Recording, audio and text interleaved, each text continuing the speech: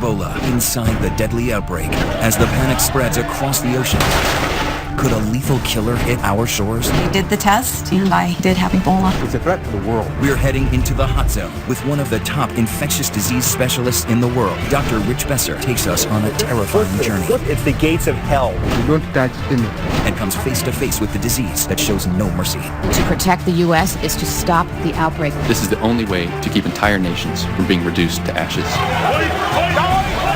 This deadly virus spreads across borders. Find out how bushmeat from markets in Africa end up smuggled into the United States and can pose a hidden threat here at home. Where did it come from? Why is it spreading? Can anyone stop it? And is there a cure? Ebola inside the deadly outbreak.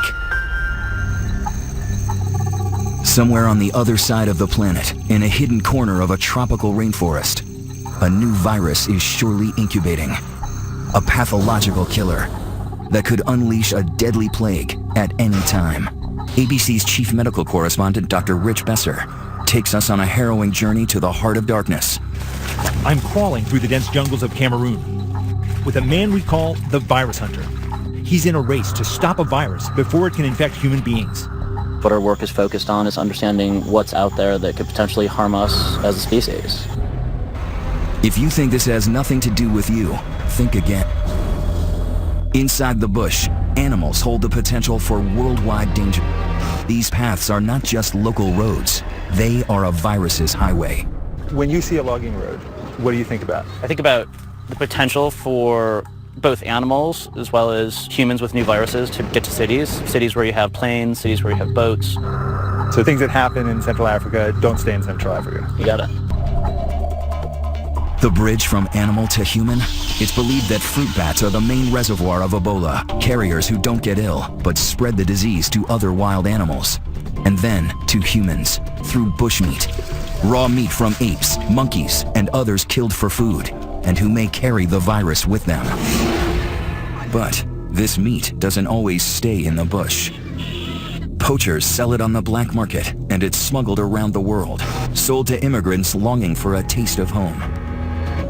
A few years ago, ABC News correspondent Dan Harris found what seemed to be black market bushmeat in this New York supermarket. How much you sell that one? It's a pound, $20 a pound. $20 a pound, that's too much, man. Yeah, man. I mean, so this seems to indicate that this stuff is not hard to get. We know that it's readily available not just in Queens, but also in parts of Washington, D.C., parts of Minneapolis, St. Paul, other centers around the country. And it's because people have a passion for bushmeat. They want that taste from home. This African immigrant, a mother of 10 named Mamie Monet, was sentenced to 3 years probation for importing crates of monkey meat, which she has said her community consumes to celebrate religious holidays. Are you guys selling bushmeat out of here? No. No? No, bushmeat, no. Fish, dry fish, snails, bushmeat. We had an investigator with a hidden camera come in here, and he found what he said was cane rat from Africa. No. So nothing whatsoever. Bushmeat. Okay. And you're the owner, you say? The CDC says they're concerned. Experts say that meat like this could potentially be teeming with Ebola, or worse, undiscovered viruses carrying unknown threats. That's why Dr. Nathan Wolf's research is critical, searching in animals' blood for tiny microbes, diseases that could grow into lethal pathogens. It's not alarmist, it's happening. The deadly swine flu that killed 18,000 worldwide jumped to humans from pigs, HIV from a monkey, and now Ebola. Ebola is now an epidemic of the likes that we have not seen before. It's spiraling out of control. It is getting worse. It's spreading faster and exponentially. Where Ebola's hit the hardest? Okay? Yeah, it's okay. Liberia, the epicenter. Not a lot of flights coming into Monrovia, and those that are coming in, they're screening everybody for Ebola. Surreal, uneasy, in the grips of something awful. Monrovia, Liberia is a capital under siege by the deadliest Ebola outbreak in history. Doctors and relief workers suited up like spacemen make their way through the streets in a race to contain the virus that so far they've been unable to stop. want to do is to find out who are those that are sick so we can treat them. So they basically are checking who can come in and out of West Point. Only people with aid supplies and medical staff can go in and out, and soldiers. ABC News reporter Carrie L. Doe is Liberian-American, and she's been filing reports from a neighborhood here. Mister, how many bodies have you picked up today? 11 bodies. Where thousands are under quarantine, she has watched as fear turned to despair, despair to anger, and then pandemonium.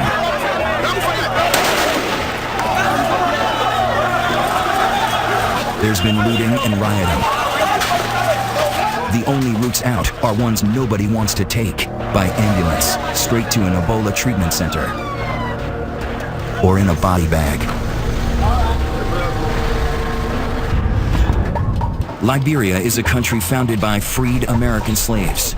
The president, Ellen Sirleaf Johnson, is Harvard educated and lived in New Jersey. And the main hospital is named for our own president, John F. Kennedy. This is the emergency room, and you can see there's no one going in, there's no one going out. That's because there are no doctors to take care of patients. There's no one here. No one here until ghost time. This unit, it's stuck back in the furthest corner of the hospital compound. It used to be used for treating people with cholera, and now it's where they're putting patients who may have Ebola. Many of them do. The facilities are makeshift. Their protective gear is the only barrier between them and the disease. They've had to make some of it themselves. They don't have hoods that are ready-made, so they're making hoods out of other protective equipment. The temperature, is it hot in what you're wearing? Oh yeah, that's the heat. The heat is too much? Yeah, too much. The place is not just like ordinary hospitals. If you are finished with what you want to do, you don't just leave and leave the others there. I'm okay. So he's got a hood, he's got two layers of gloves on, an apron, boots, outer clothing, a mask, and goggles, so that every part of his body, every inch of skin is totally covered up. Even though I've spent my career working on infectious diseases, I have to confess, this is scary. You don't touch anything, okay? Just use your eyes. And you may talk to somebody, but you don't touch anything. Okay. This is Ebola Zaire. Highly contagious, highly infectious, very dangerous. So you have to take very good care. Don't rush to help somebody. Don't pick up things. Don't panic. Eh? Stay calm. Stay calm. This is the Ebola isolation unit. He's about to go in. He opens the door. You can take a look. Patients with Ebola are everywhere. The team is not allowed to go any further, even in all their protective gear. Ebola is named after the river in the Congo, where the virus first appeared in 1976. There have been major outbreaks since then, but never like this. Cases began showing up in March of this year. In June, the first case walks into Monrovia's Elwha clinic. My job in the Ebola unit was to make sure that doctors were suited up properly. At the time, Nancy Wrightbowl is a Christian missionary from North Carolina with no formal medical training. When doctors went in, I wanted to make sure that they were dressed properly, and when they came out, I wanted to make sure that they had been decontaminated properly. And I felt the weight of that, I can tell you. We've been in Ecuador for 5 years. We were in Zambia for 8 years, and then in Liberia. We've traveled in many places. But they have no idea what they've signed up for this time. As the death toll mounts, Liberian health workers start to fall ill. I had a co-worker who ended up having Ebola and died. And I had trained him for 3 nights. By midsummer, one by one, 8 organizations make the wrenching decision to pull out of Liberia. But the Wrightbowls stay. So do Doctors Kent Brantley and John Fankhauser, physicians and fellow missionaries who work at Nancy's clinic. Our hospital is a busy, 45 to 50 patients at any one time, 3 to 5 surgeries, delivering, 4 or 5 babies every day, where we'd see, 150 patients a day. So each of us took our turn seeing patients in the clinic as well. So it was very busy, very full, and very clinical. They don't realize they are in the midst of the worst Ebola outbreak in history. The problem? This outbreak has come to such a densely populated place. 2 years ago, there was one in Uganda, across the continent. Back then, Dr. Besser traveled deep into the jungle to rural villages, very far from any city. Wrapping up this This epidemic is all about going down these roads, finding any possible case. It's really hard work. He and his producer were the only outsiders permitted to travel with the CDC team into the epicenter, with unprecedented access into the wards of suffering. Just try and stay calm. It is quite frightening if you suddenly start to find breathing difficult. Don't touch your masks. That's the rules. Very good.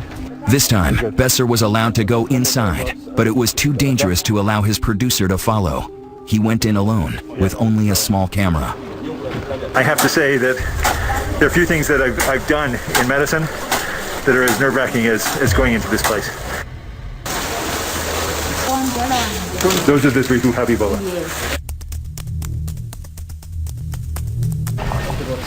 I'm doused with bleach again and again. It's hot in there. This outbreak was ultimately brought under control. Its isolation made it more possible to contain. But Ebola didn't go away. It may have been as early as December that this latest strain came out of the jungles in Guinea, along the open borders of 3 countries. And when it hit Liberia's biggest city, it exploded with a vengeance. Ebola travels through contact with bodily fluids, blood, diarrhea, vomit. And this is what makes this outbreak so dangerous. In an urban area with people packed on top of each other, Ebola has been almost impossible to stop. This is not just a threat to Liberia, this is not just a threat to West Africa or Africa, it's a threat to the world. If we don't turn it around, for every day it continues to spread, there's more and more risk of spread to other countries in Africa, other countries around the world. There is no way we can seal off and isolate a country, even if we wanted to. The real fear is that it could mutate into a smarter virus, turning airborne. It could infect with a single sneeze, as millions of lethal pathogens fly through the air. In airports, crowded subways, children's playgrounds. A global pandemic that knows no borders. Coming up, a call to action. We have to move with force as the virus turns on the American volunteers, brave enough to stand in its way. Really pretty sick. So they did the test. I did have Ebola.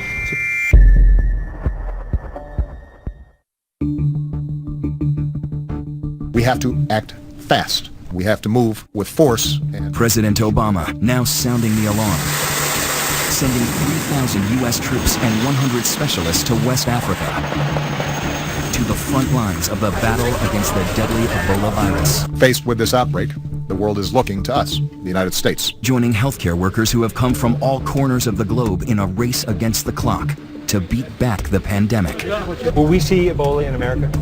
I can't predict the future. What I'm sure of, and what's happened already, is that people have come from parts of the world where they might have been exposed and they've had fever. So we have to be prepared. We have to be prepared to test, to isolate, and to respond. Already, Ebola is in 5 West African countries. The epicenter, Monrovia, Liberia. At the request of the Liberian government, we're going to establish a military command center in Liberia to support civilian efforts across the region. Henry Gray is running logistics here for Doctors Without Borders. So this is a 240 square meter tent. Building clinics here as fast as they can. This group is on the front lines of every health crisis in the world, but even they are overwhelmed. How much room do you have now in the 120-bed unit? The 120-bed unit is full. It's full. Full. And the patients who come here who need care? Unfortunately, we have quite high mortality amongst the patients, so that frees up space. Before this outbreak, what's the largest center you've ever designed? Earlier in this outbreak in West Africa, I think we went up to about 80 beds, but prior to that, around 40 beds. 40 beds? Yeah. And here, 10 times that? 10 times. Is the virus winning? The world has never seen Ebola as we're seeing it now. And the challenges are enormous. Ebola is sneaky. The first symptoms look just like flu or malaria. Achy muscles, a headache, fever. The patients have probably delayed coming in, tried to convince themselves they don't have the virus. Going into the triage unit here at JFK Hospital, that's where they try and sort out whether a patient coming in has Ebola or something else. They're having diarrhea, stomach pain, vomiting. Some are bleeding from the mouth. Another person is bleeding from the injection sites. And how will you know if that's Ebola or something else? Because majority of them have interacted with people who died. All along the way, they're spraying with chlorine, so that if there have been any Ebola leakages, they're killing it with the bleach. So what happened? One of the patients just died from the here just on arrival. I spent here like 20 to 30 minutes. So by the time they get from triage into the building, some of them have died. Yeah, some of them. And Ebola can kill you in so many ways. Severe dehydration, your kidney and liver shuts down. You may even bleed to death. The sheer number of cases coming in make it very dangerous for those patients who don't actually have Ebola. They're sitting near the patients who are sick. Is that a problem? Well, once they bring somebody who doesn't have an infection in here, then they have exposed that person. But we take so many precautions inside there. Yeah, but for the patients who come in, if he didn't have Ebola before, he may have it now. Yeah, the risk is high. We are spraying all the time and we limit movement. We don't have enough space where to put this. Yeah. That's why it's too many patients. Yeah. You need more space, more treatment facilities. We need more beds. When Dr. Besser came back to the clinic the following day, they had 10 more dead, 30 more sick, and they were turning patients away. How many patients are you seeing? How many? 80. Yesterday they said there were 60. They keep coming. There's 3 patients waiting to be seen, but nowhere for them to go. No beds. It's full. At the Elwha Clinic, Dr. John Fankhauser is relieved that reinforcements are arriving. For most of the summer, he and his colleague Dr. Kent Brantley were among the few American doctors who stayed. Kent Brantley, he's a family physician, much like me. Kent was drawn to the Ebola work, and when Samaritan's Purse offered to run the newer Ebola unit, they named Kent as the medical director. By midsummer, his fellow evangelical missionary Nancy Wrightball had gone from hospital administrator to decontaminator. When Ebola hit, Nancy stepped into the position of not only our head hygienist, but also training the other hygienists that were coming alongside. And so she had a position that was never inside the unit. When we got suited up, she would make sure that we were suited up appropriately and not an inch of skin was showing. And then when we came out of the unit, Nancy was in charge of spraying us down and decontaminating us. Those are critical jobs. Exactly. Very critical. She understood the risks, but even that didn't protect her. One hot day in July, Nancy Wrightball started to feel ill. I first knew Nancy was sick on her birthday. I was running fever. I had had malaria once in this past year, and it was just the same symptoms. Dr. Brantley was also sick, and so Dr. Fankhauser took on a job he never thought he'd have, caring for his friends. Kent became ill the day after Nancy became ill, and I found out about it after he had spent the day at home, and he had fever for about 12 or 14 hours solid, and I was concerned. The next morning, Ken contacted me and was actually doing worse. By Saturday, I was still not doing very well, and the doctors came back and said, Nancy, we don't really think you have Ebola, but we want to do the test anyway just to set everybody's mind at ease.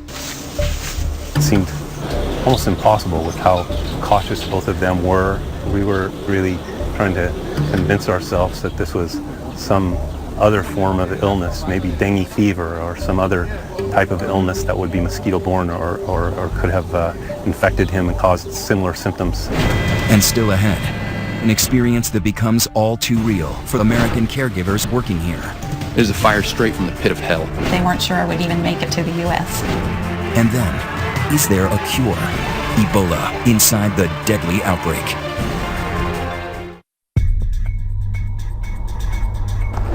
Here in Liberia, in the grips of the deadly Ebola epidemic, even the heroes are scared. Doctors and medical volunteers are vulnerable. In some outbreaks, they account for a quarter of all Ebola deaths. Closed off our program in April of this year. It just wasn't safe. We didn't think that we had the necessary precautions to do it safely. American doctor James Sirleaf is the son of Liberian President Ellen Johnson Sirleaf. He left his practice in Georgia to help with the crisis, only to find panic and chaos. The NGO community has mostly left. Yeah. We had to pull our physicians. We can't risk. These people are not Ebola-trained doctors. It's just not safe to have them here. While others pulled out, many of those who stayed were missionaries. And by early August, Americans Dr. Kent Brantley and Nancy Wrightball had serious symptoms. How do you tell the love of your life that they've contracted a deadly disease and that there's, a chance, a great chance that she might not survive? It fell to Nancy's husband David to deliver the diagnosis. He said, I want to tell you that Kent, Dr. Brantley, his Ebola test has come back and it's positive. It was hard to hear that. And then David said, and Nancy, you have Ebola also. The odds are not good. Among Liberians, more than half of those with the disease are dying. There is one slim hope. A new drug called ZMapp still being tested on monkeys. Dr. Brantley is the first human patient. Their charities hire a plane to transport them home over 4,000 miles in a specialized medical isolation pod, sealed to protect everyone on board. When I got on the flight in Liberia, I wondered if I would ever see David again. We felt like it was pretty critical. I don't remember much of the flight at all. Pretty dehydrated, really pretty sick. They weren't sure I would even make it to the U.S. They are taken to Emory University in Atlanta, a different medical universe. One of 4 high-tech centers in the country designed to handle the most deadly and contagious diseases.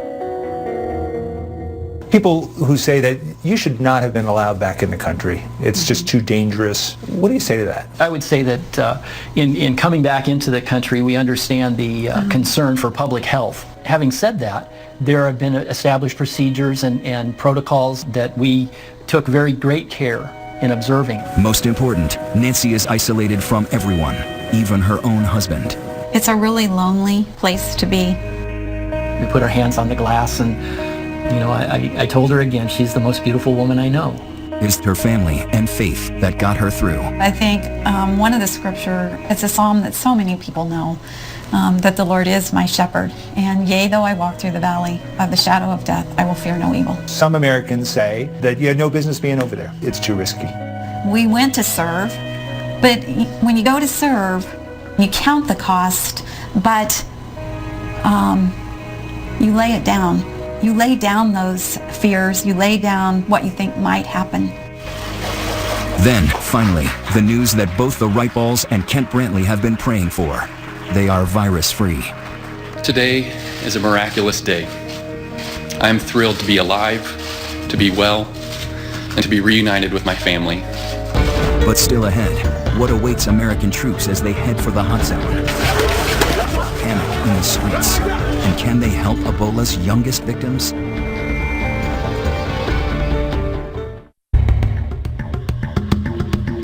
It looks like a war zone. The West Point slum in Monrovia, Liberia. Population over 50,000. By now, the Ebola virus, on the move since December, has killed over 2,000 people in West Africa. And now 3,000 American troops are preparing to deploy there. So this is an epidemic that is not just a threat to regional security, it's a potential threat to global security. If these countries break down, if their economies break down, if people panic. It's already happened. In Monrovia, Liberia, the epicenter of the crisis, West Point became a flashpoint. The panic started in mid-August when the government set up an Ebola holding center there. They quickly filled up with people like Finda. The other adults in her family are dead, so she has 6 kids with her, and her nephew Sa is sick.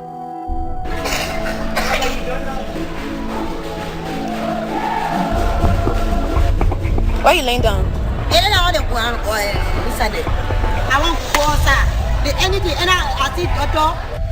Her young sister, another nephew, and her own 2 boys aren't ill, but they all wait with Sa, amid other patients who may have Ebola. You an hour? Touch him.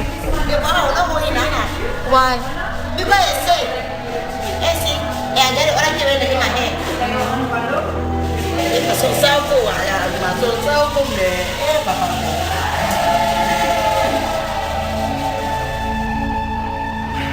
Her stay here is short-lived. Residents are furious that patients with Ebola are in the neighborhood, so they ransack the center, looting infected medical supplies.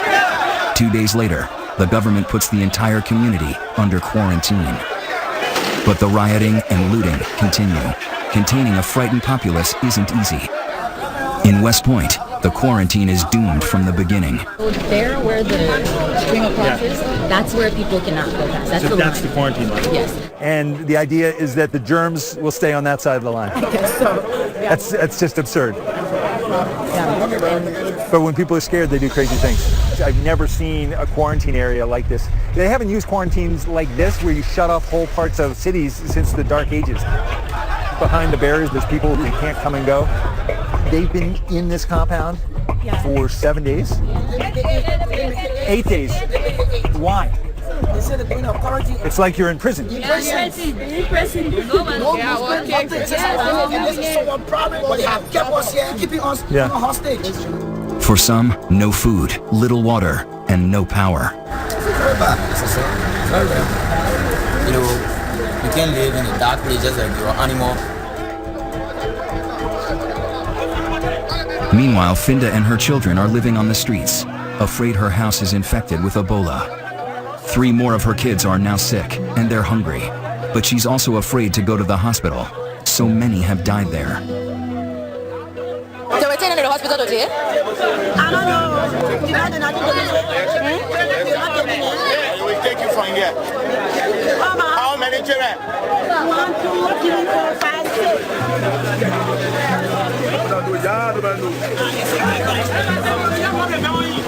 Like it or not, like so many others, she is forced to go.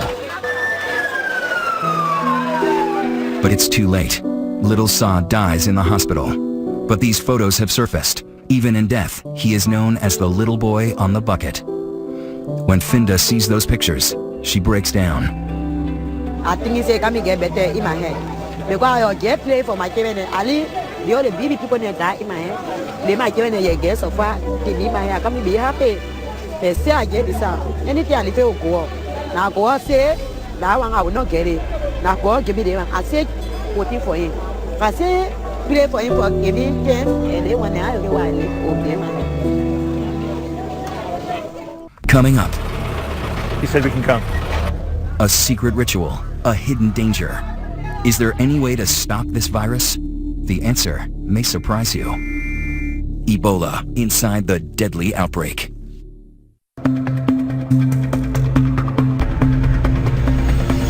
I never thought I'd be in pursuit of death.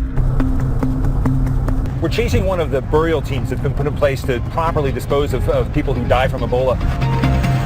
But in Monrovia, Liberia, Ebola is spreading uncontrollably. One of the main ways Ebola is spreading in West Africa is through burial practices, the ritual cleaning, the other things that are done around burial. If they can't change that, the feeling is there's no way to control Ebola in West Africa.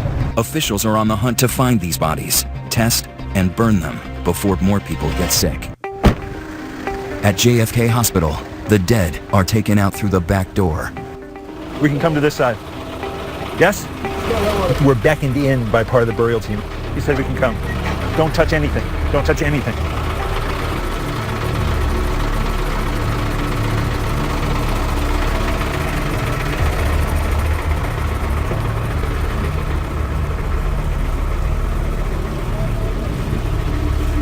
How many bodies are there? 9. 9? 9. They've already collected 9 people who've died from Ebola. How many more will there be today? 5 more. 5 more to be collected. Oh my God. It's the first time here in Liberia that I've really been scared.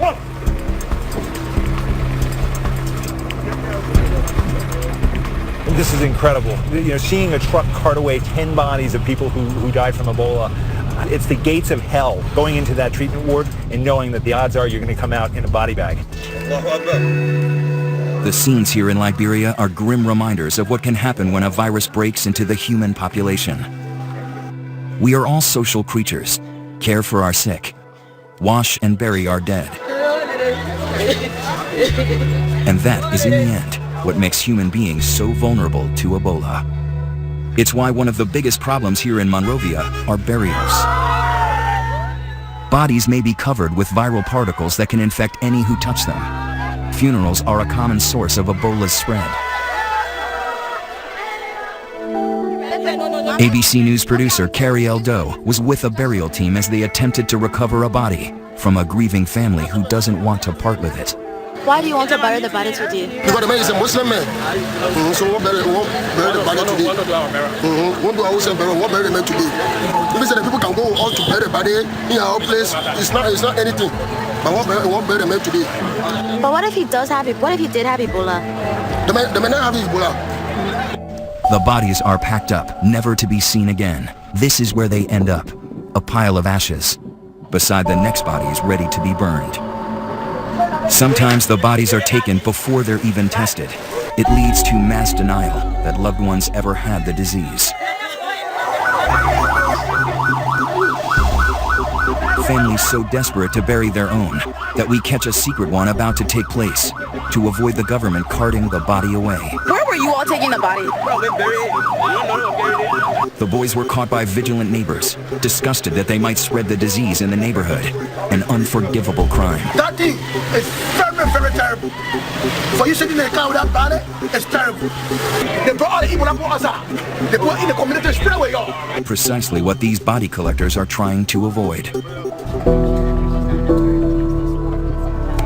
We're following this blue truck. It's got the head of the burial team. He got word that in one house in this village, 5 people died from Ebola. It's a race against time. Every second those bodies linger, the greater the chance of someone else getting infected. The community here says that the 2 people in this house did not die from Ebola, so they're not letting the burial team in. To Elwa. How many bodies are in Elwa?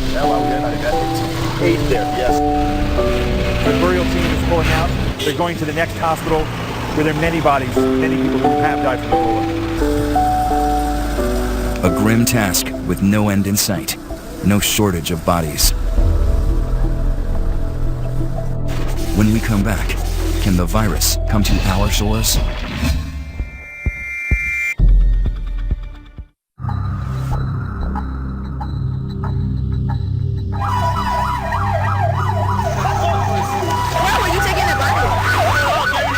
It is a fire.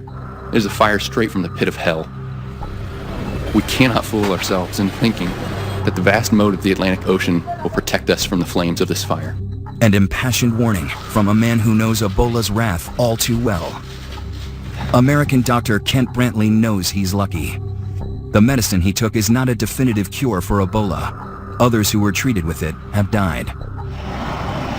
And as the U.S. puts boots on the ground in West Africa, cases there double every 3 weeks.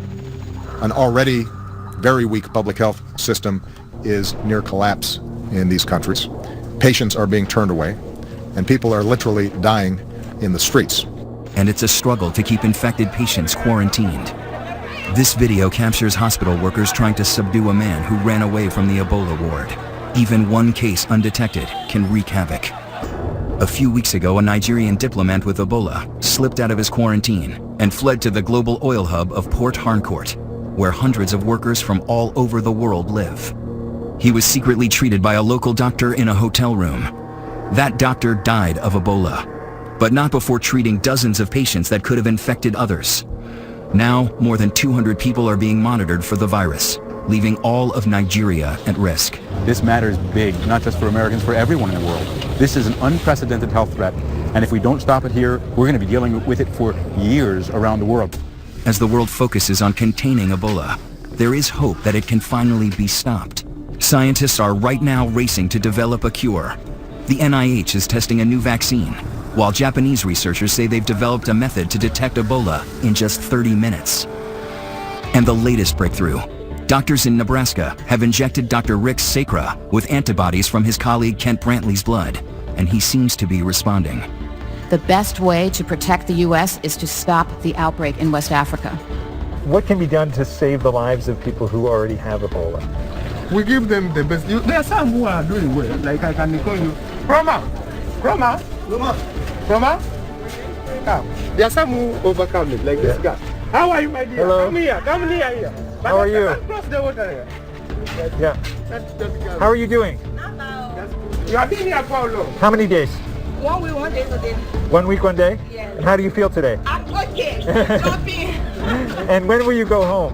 I want to go home today. Today? Yes. What do they say? When can you go home? And? When can you go home? When? Now. And a joyful homecoming for Liberian Dr. Philip Ireland. who contracted Ebola after bravely treating so many in his native country. You've survived Ebola? Yep. I've been through hell. Okay, I've seen death, and I walked through the valley of the shadow of death, and just to see the sun and to see the trees and to see my children, my wife, and just to be with them. Right now, I'm very grateful. I'm happy just to be alive. His words echoing a fellow survivor, American Nancy Reichball. But already, a strain of Ebola has emerged in the Congo.